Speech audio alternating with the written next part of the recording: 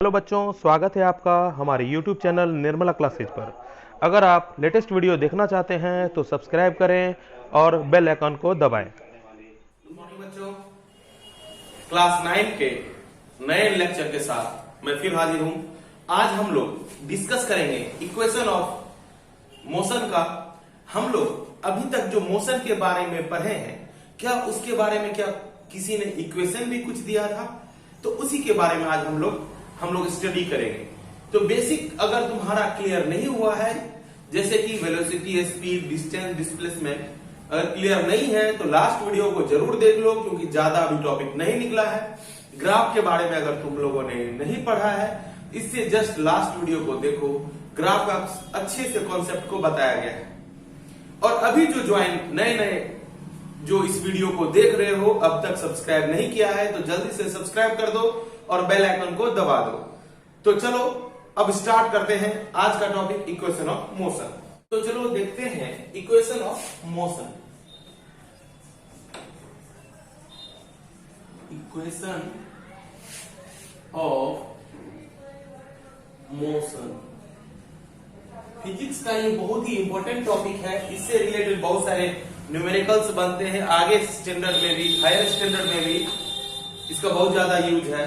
तो इसके इक्वेशन को हम लोग अच्छे से देखेंगे और क्लास 9 के आधार पर इस इक्वेशन को ग्राफिकली प्रूव करेंगे कि कैसे होता है। तो सबसे पहले देखते हैं इक्वेशन ऑफ मोशन कितना टाइप का होता है। अगर कहें ये जो होता है 3 टाइप्स का होता है। 3 इक्वेशन बताए गए हैं इक्वेशन ऑफ मोशन में। तो फर्स्ट इक्वेशन है v equal to u plus at। Second equation है s equal to ut plus half at square. And third equation है v square is equal to u square plus 2as। और यहां पर जो data मैंने लिखा है उसमें सिंबॉलिकली u रिप्रेजेंट किया गया है इनिशियल वेलोसिटी को, v डिनोट किया गया है फाइनल वेलोसिटी को, t डिनोट किया गया है टाइम को, s डिनोट किया गया है डिस्टेंस एंड a डिनोट किया गया है एक्सीलरेशन को।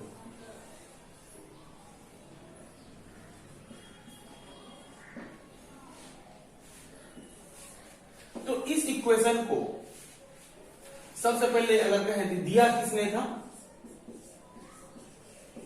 न्यूटन इक्वेशन भी बोल सकते हैं। ठीक है, न्यूटन ने ही इक्वेशन ऑफ मोशन दिया था। नॉर्मली अगर कहा जाए जनरल फिजिक्स मैकेनिक्स में न्यूटन का बहुत ज्यादा अहम रोल है। उन्होंने बहुत सारे कॉन्सेप्ट को दिया है, उसमें से ये इंपॉर्टेंट है। तो अगर हम कहें इसको कैसे प्रूफ किया जाए, तो प्रूफ के लिए हम लोग अब एक एक करके देखते हैं। सबसे पहले देखते हैं v बराबर u plus at by graphical method. Equation of motion का जो डेरिवेशन है उसको हम ग्राफिकल मेथड से किस प्रकार करेंगे, उसके लिए सबसे पहले क्या करते हैं, वेलोसिटी टाइम ग्राफ लेते हैं। ये टाइम जिसको सेकंड में डिनोट करते हैं, ये वेलोसिटी जिसको मीटर पर सेकंड में करते हैं। ये जो मेरा ग्राफ प्लॉट है ये वेलोसिटी के लिए है और ये मेरा टाइम के लिए। अब कहीं से भी, जैसे कि ये 0 है, कहीं से भी ग्राफ को दिखा देते हैं।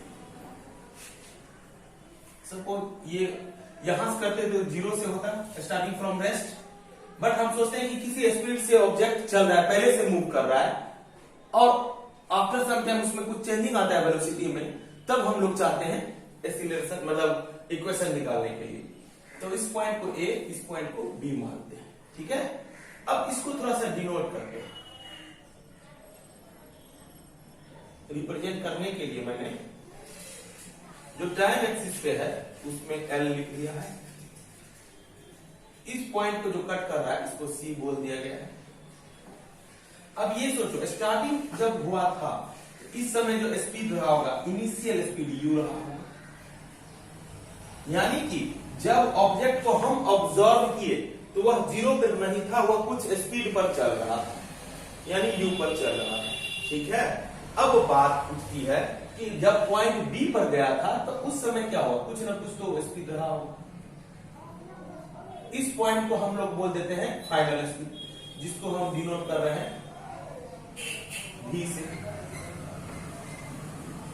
ठीक है, अब ये सोचो कि जब स्टार्टिंग स्पीड u था, कुछ देर के बाद यानी एक्सेलरेट किया होगा, स्पीड को बढ़ाया होगा, तो उसका स्पीड जो है बढ़ के v हो गया आफ्टर सम टाइम। उसमें टाइम का क्या ड्यूरेशन था, तो मान के चलो टाइम स्टार्ट हुआ 0 से, जब हम देखे, और ड्यूरेशन हुआ l, यानी कि कुछ टाइम लगा होगा, उस टाइम को हम बोल दिए t। तो अब ये सोचो कि हमारा जो ये डाटा है, ये क्या है। अगर कहें कि जब भी हम एक्सीलरेशन का बात करते हैं तो वेलोसिटी टाइम ग्राफ में स्लोप ऑफ द ग्राफ जो होता है वही उसका एक्सीलरेशन होता है। कहने के लिए कह सकते हैं एक्सीलरेशन ऑफ द बॉडी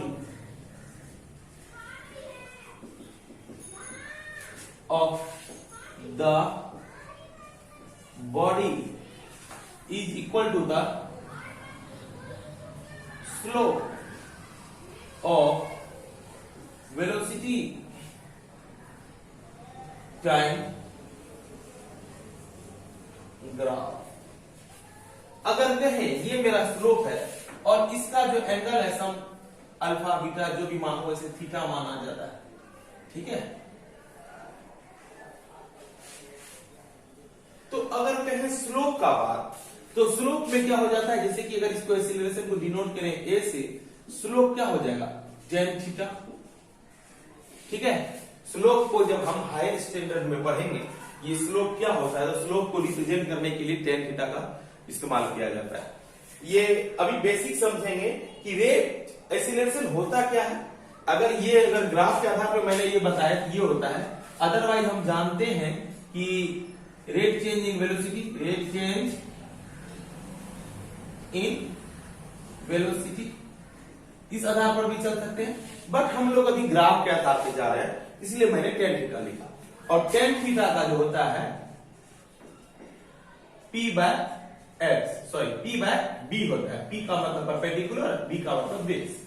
ये रहा tan थीटा, तो परपेंडिकुलर क्या हो गया BC, परपेंडिकुलर क्या हो गया BC, एंड बेस क्या हो गया, बेस नीचे AC। ठीक है, अब ये सोचो ये रहा A, BC क्या है, BC अगर कहें BC तो ये है ना, ये BC, और हम जानते हैं कि ये U है ना, ये U है, और हम ये भी जानते हैं यहां से यहां तक का डिस्टेंस V है, सॉरी वेलोसिटी क्या है V है। तो ये निकालना चाहते हैं क्या होगा, this is V minus U, यही होगा ना, V में से U को घटाएंगे तो V माइनस U, यानी कि BC क्या है V minus U, and AC is क्या है T, AC क्या है T। अब क्रॉस मल्टीप्लीकेशन करो, क्रॉस मल्टीप्लीकेशन में क्या हो जाएगा V minus U is equal to AP, so V equal to minus है, उधर जाएगा क्या हो जाएगा प्लस U प्लस AP। ये मेरा प्रूफ हो गया, क्योंकि मुझे ग्राफिकली करना था इस प्रोसेस में, इसलिए है। अदरवाइज अगर हम कहें ग्राफिकली नहीं रहता तो हम जानते हैं rate change in velocity, change in velocity, change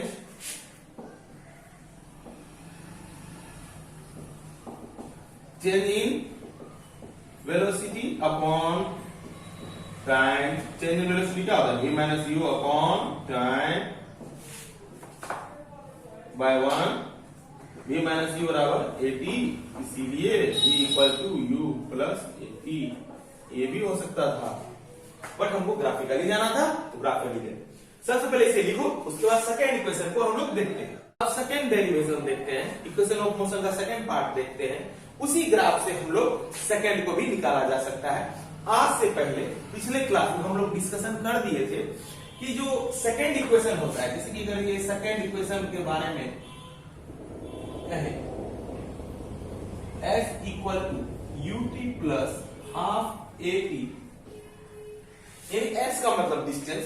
distance को कैसे फाइंड किया जाता है वो बताए थे कि टाइम एक्सिस के अलाउंग जो एरिया बाउंडेड होता है, वेलोसिटी टाइम ग्राफ में जो एरिया टाइम एक्सिस के अलाउंग बाउंडेड होता है, अगर उसको निकाला जाए तो वही मेरा क्या होता है, डिस्टेंस होता है। चलो देखते हैं, यही फिगर है, सारा इक्वेशन वही है। अगर एलएचएस का बात करें तो एलएचएस में क्या है, एस का मतलब डिस्टेंस, और डिस्टेंस का मतलब area of O A B C L, O A B C L. अगर इस एरिया को बांटा जाए तो दो पार्टों में बटेगा, एक ये है। इसको अगर इसका एरिया निकालना चाहे क्या है, अगर कहें रेक्टेंगल बना हुआ है, रेक्टेंगल बना हुआ है तो कहेंगे रेक्टेंगल ओ एल सी ए, ओ एल सी ए प्लस, और ये ट्रायंगल बना हुआ है, one triangle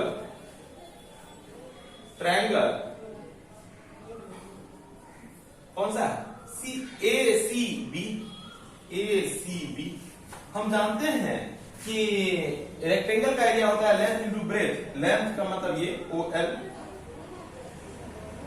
L into breadth, ओ ए प्लस, और ट्रायंगल का होता है 1/2 बेस इंटू हाइट। 1/2 बेस क्या हो गया, एसी, बेस क्या हो गया एसी, हाइट क्या हो गया सीबी इंटू बीसी। अब ये सोचो ओ एल क्या है, ओ एल का है टी, ठीक है, एंड ओ ए क्या है यू, प्लस 1/2। एसी क्या है बच्चा, एसी क्या है, एसी वही होगा जो ओ एल है यानी टी, और बीसी क्या है, बीसी भी माइनस यू। चलो अब ये सोचो थोड़ा सा, इसको लिख सकते हैं टी यू को यूटी, इक्वेशन के थोड़ा सा कंपैरिजन के आधार पर यूटी हो गया 1/2 टी इंटू भी माइनस यू। ये भी माइनस यू क्या हो सकता है, अब थोड़ा सा भी जस्ट पढ़े थे, a equal to v minus u by t. तो अगर हम कहें तो a टी उधर जाएगा तो डिवाइड में उधर जाएगा तो गुना हो जाएगा v माइनस यू, यानी कि v माइनस यू की जगह लिख सकते हैं ए टी, लिखो ut plus 1/2 into T into A T. So ut is plus 1/2 a t square T T square. अब यही मेरा तो आरएचएस है ना, आरएचएस वही है, देखो ut plus half a t square, LHS is equal to the RHS। ये भी मेरा सेकेंड प्रूफ हो गया बाय ग्राफिकल मेथड। पहले इसे लिखो, सिंपल सा लॉजिक ये है कि वही ग्राफ टाइम की वेलोसिटी टाइम ग्राफ में जो टाइम एक्सिस के अलाउंग जो एरिया बाउंडेड होता है, अगर उस एरिया को निकाला जाए तो उससे मेरा डिस्टेंस क्लियर हो जाता है। अब इसी मेथड से इक्वेशन 3 को भी निकाला जा सकता है, और वो इक्वेशन जो हम लोग अभी देखे थे क्या था, v square is equal to u square plus 2as।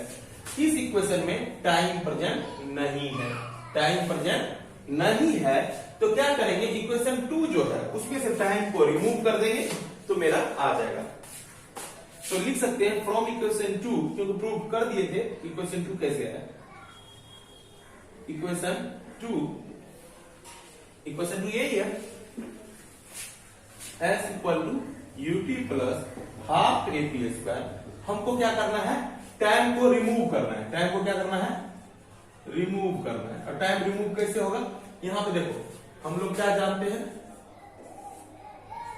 a equal to v minus u by t. अब इसको ऊपर ले जाते हैं, इसको नीचे ले जाते हैं, तो क्या हो जाएगा, t equal to v minus u by ए।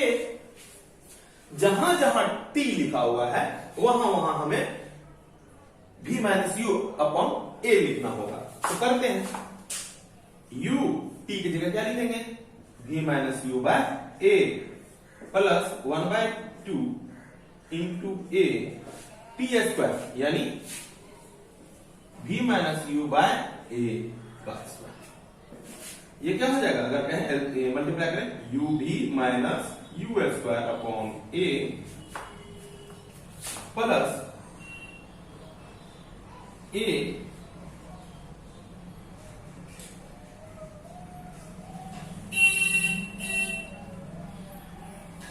अगर चाहो देखो ध्यान से v minus u by a दोनों में कॉमन किया जा सकता है।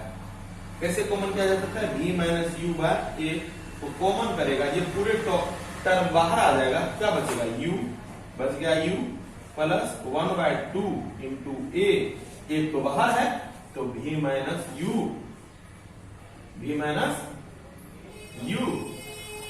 अपॉन ए। क्यों एक ए तो बाहर आ गया और ये ए कैंसिल। अब देखो v माइनस यू बाय ए, इसको डिवाइडेड बाय 1 लिख सकते हैं, डिनोमिनेटर कुछ भी नहीं है तो क्या हो जाएगा?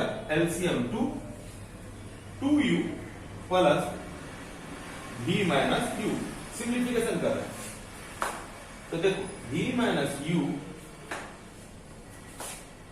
और यहां क्या हो जाएगा? v अब प्लस यू हो जाएगा। देखो यहां 2u में से 2u में से एक u गया तो प्लस u बचा, तो लिख सकते हैं v प्लस यू अपॉन 2। यहां पर क्या है? s है। अब देखो क्रॉस मल्टीप्लिकेशन करेंगे क्या हो जाएगा? 2s is equal to v square minus u square. क्यों हुआ v square minus u square?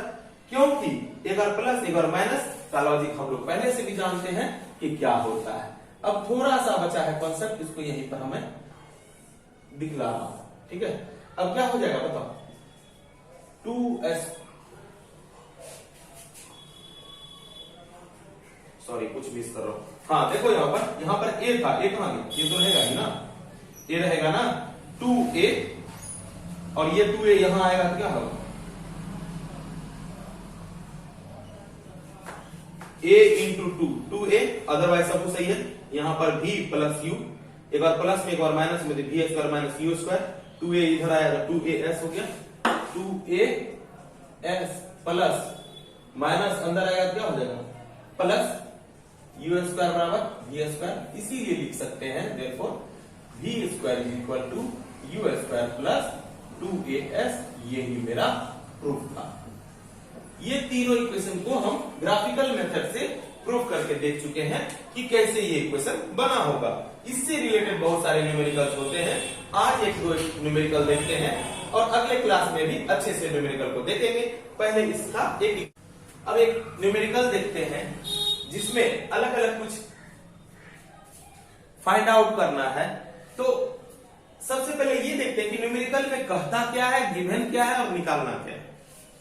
तो सॉल्यूशन करने में सबसे पहले ये देखेंगे कि क्या क्या गिवन डाटा है, उसे लिख देते हैं। A car acquires a velocity of 72 km per hour in 10 seconds starting from rest। जब ये वर्ड यूज होता है, इससे पहले भी मैंने डिस्कस किया है कि जब वर्ड लिखा हो स्टार्टिंग फ्रॉम रेस्ट, इसका मतलब हुआ कि ऑब्जेक्ट जब यानी कार जो है स्टार्टिंग फ्रॉम रेस्ट मतलब शुरू हुआ जीरो वेलोसिटी से। इनिशियल वेलोसिटी क्या हो जाएगा? जीरो हो जाएगा, यानी कि u हो जाएगा 0 मीटर पर सेकेंड और टाइम 10 सेकेंड। आफ्टर 10 सेकेंड उस कार का फाइनल वेलोसिटी हो गया 72 किलोमीटर पर आवर। और मैंने ये बतलाया था कि 1 km पर hour is equal to 5/18 metre पर सेकेंड। इसके लास्ट वीडियो में मैंने ये बतलाया था कि किलोमीटर पर आवर को कैसे मीटर पर आवर में बदला जाता है, मीटर पर सेकेंड में बदला जाता है। 72 इंटू 5/18 मीटर पर सेकेंड 4 टाइम्स में तो भी क्या हो गया? 20 मीटर पर सेकेंड। अब देखते हैं क्या क्या फाइंड करना है। We have to find the acceleration. Acceleration निकालना है v, वो हम लोग पहले से जानते हैं a equal to v minus u by t। v is what? 20, u is what? 0, t is what? 10। तो क्या हो जाएगा? 20/10। तो मालूम चल गया कि एक्सीलरेशन जो होगा 2 मीटर पर सेकेंड स्क्वायर होगा। सिंपल था। अब ये सोचो सेकेंड क्या करता है? सेकंड कहता है कि एवरेज वेलोसिटी क्या होगा। मैंने डिस्कस किया था कि एवरेज स्पीड और एवरेज वेलोसिटी निकालने का अलग अलग मीनिंग, लेकिन हमें अभी एवरेज वेलोसिटी निकालना है तो क्या करना है, इनिशियल एंड फाइनल वेलोसिटी का मीन निकालना होगा। तो इसको लिख सकते हैं velocity average u plus v by 2। Mean हो गया ये, u क्या है 0, v क्या है 20/2, ये क्या हो गया 20/2 10, क्योंकि सभी तो मीटर पर सेकंड में है, इसीलिए लिख सकते हैं v average is equal to 10 metre पर सेकेंड। ये मेरा एवरेज वेलोसिटी हो गया। अब लास्ट क्वेश्चन को देखते हैं। लास्ट क्वेश्चन क्या कहता है, लास्ट क्वेश्चन कहता है distance travel in this time, यानी 10 सेकेंड में जो कार में जो चेंजिंग आया वेलोसिटी का, इस दौरान स्पीड जो परिवर्तन हुआ यानी वेलोसिटी में जो परिवर्तन हुआ तो कितना डिस्टेंस वो ट्रेवल कर दिया था। हम इक्वेशन ऑफ मोशन के आधार पर जानते हैं s equal to ut plus half AP square. इसमें देखो क्या क्या चीज दिया हुआ है, u दिया हुआ है, t दिया हुआ है, a भी निकाल चुके हैं, n t तो दिया हुआ है, यानी निकल जाएगा।